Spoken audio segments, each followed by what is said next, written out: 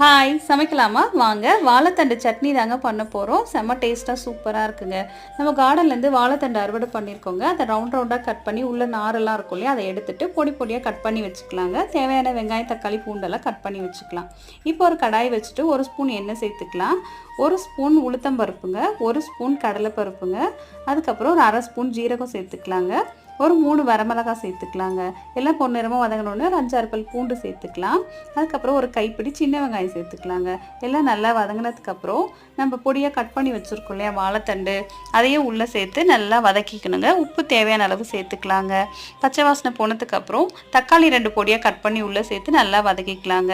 நல்லா குழஞ்சி வந்ததுக்கப்புறம் தேவையான அளவு தேங்காய் சேர்த்துக்கலாம். இப்போ நல்லா ஆறுனதுக்கப்புறம் ஒரு மிக்ஸி ஜாரில் சேர்த்து நல்லா மையை அரைச்சிக்கணுங்க.